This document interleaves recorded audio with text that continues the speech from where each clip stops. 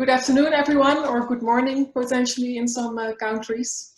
Thank you, Peter, for the introduction. I'm happy to today explain you a bit more about 3D food printing and its secrets, and hopefully we'll be able to disclose a few as well. But first of all, I would like to make a little introduction, and it's probably on repeat for some people, but it's good to stand still for a moment. Because in this 2020 year, it's probably for many people, but also organizations, quite a challenge to adapt to a new world. We have to break through status quo, and we need to find new solutions to attack global issues. In the global food industry, it also has been for many people a year for ups and downs. Of course, unfortunately, some companies went bankrupt. And other people flourished actually by this year. Companies like chocolatiers or pastries or smaller restaurants unfortunately didn't make it due to the corona crisis, but some supermarkets and retail organizations have had revenues that they've never had before. A huge trend actually in this year and during the lockdown, also for myself, was to start maintaining a healthier lifestyle for consumers. Since research also showed that especially vulnerable and people with underlying diseases, such as heart diseases or diabetes, were very vulnerable for getting the dangerous version of the coronavirus. Yoga mats, small weights have sold out in just a few days, and as you can see on the image here, shelves with fresh food have stayed empty as well. And we were wondering at byFlow during this whole crisis, if this whole crisis was the sole reason for change in the food industry, or if there were already changes going on for a longer time, and was potentially maybe the corona crisis now just a last push for real change in the food industry. In our opinion, the answer to that question is no. These changes were already going on for such a long time. And at byFlow, we follow and set new developments in consumer behavior, in food trends, already for years.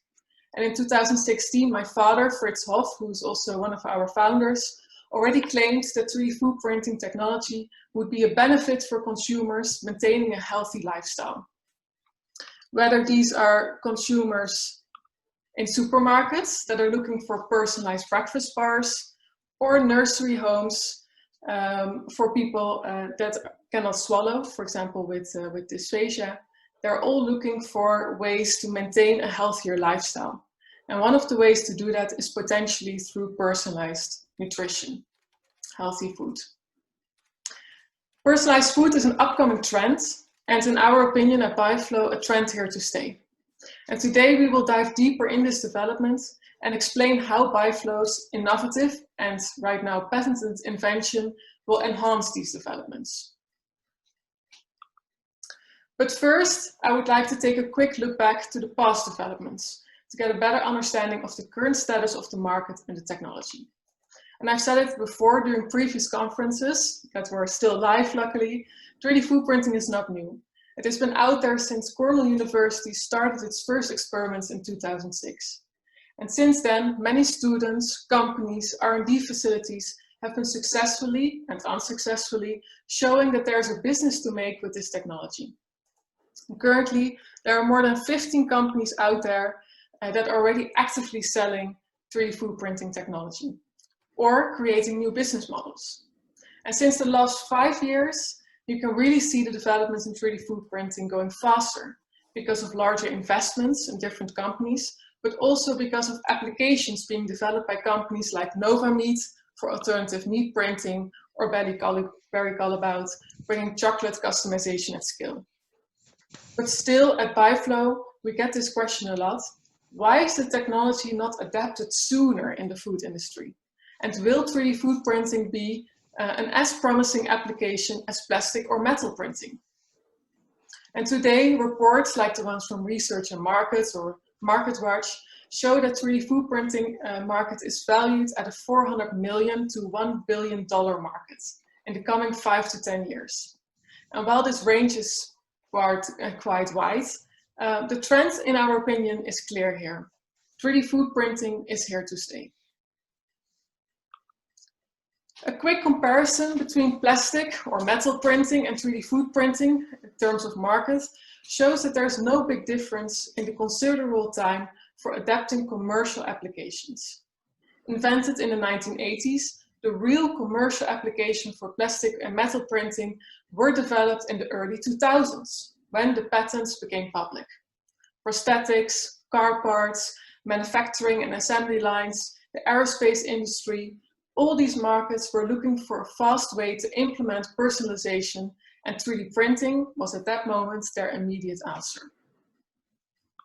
But in the food industry, the demand for personalization and customization isn't just that out there as long as the aforementioned industries. And there are several reasons for that. First of all, in our opinion, the demand for personalization or customization in the food industry as a consumer is still in progress. Second, it's very complex to find out what are individual nutritional needs, as every person has different needs and complex bodies.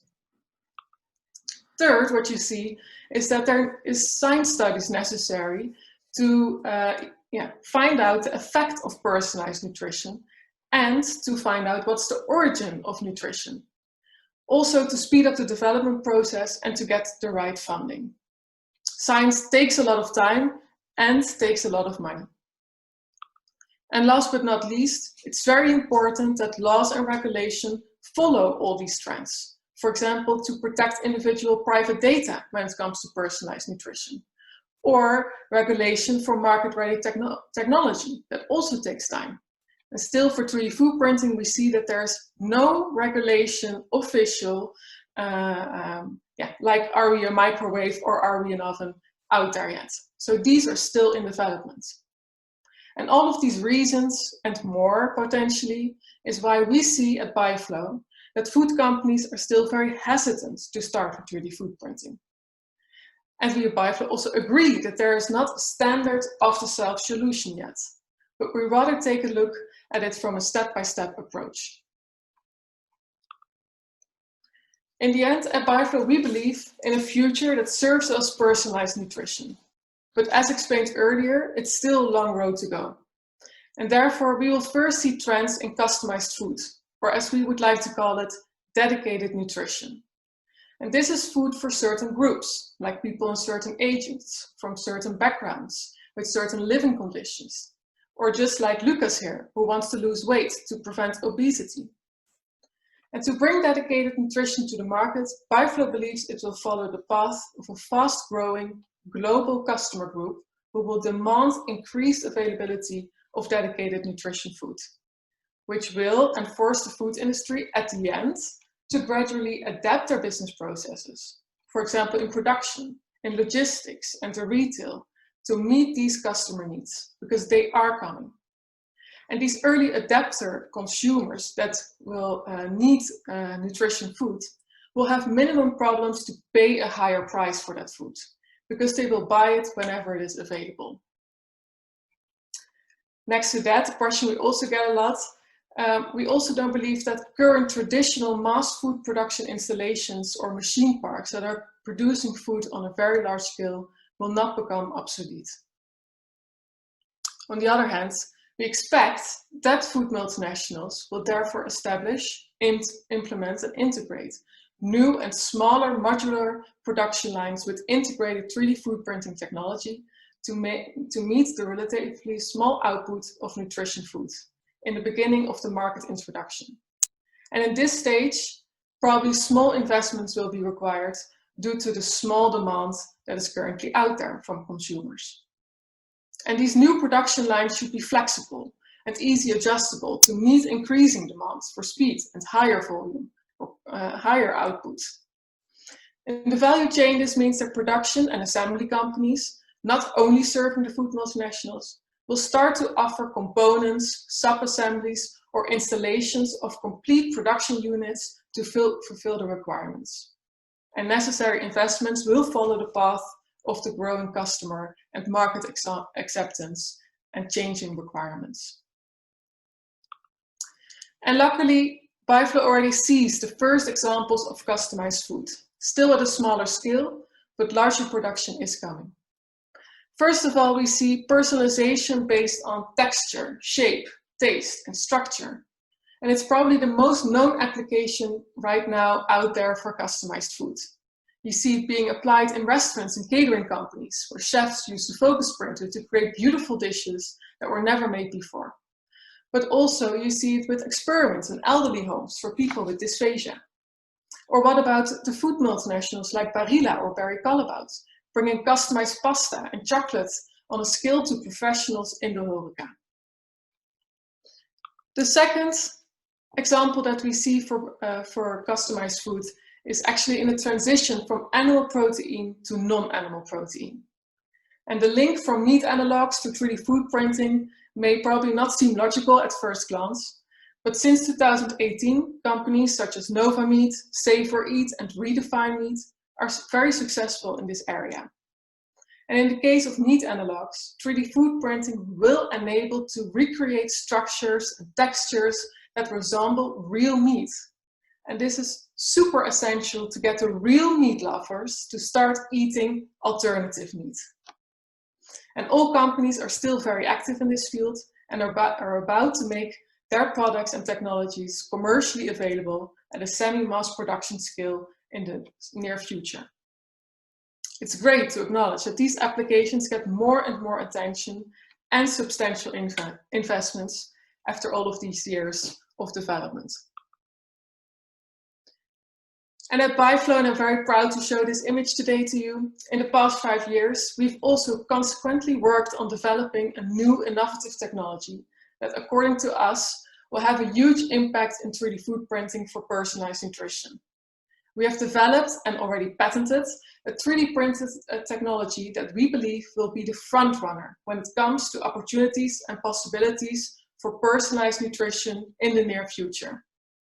And we already successfully proved the technology for chocolate printing, which is, as you might know, one of the hardest ingredients to print with.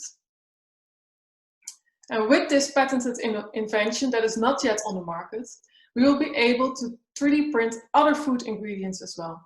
We've already had successful trials in our workshop in Eindhoven here in the Netherlands. And we are happy to share our knowledge and our technology with those companies, and I'm addressing that to you, the viewers here directly, who would like to adopt the technology for future applications. So in case you're looking to integrate or implement our 3D food printing technology in your organization with potential for personalized nutrition, please contact me later for more information or request a preview of our technology. To summarize, the world of food is of course changing rapidly, and it has done so for the last couple of years.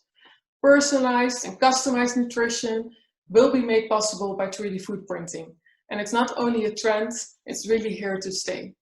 And probably it became even more important after this whole Corona crisis, showing that maintaining a healthy lifestyle is very, very important for people. And it's also showing and proving for us that byFlow is on the right mission, because we believe in a future where the consumer and the food industry together are able to change the way people eat, aiming to contribute to a healthier and eventually a more sustainable world. I thank you for your attention.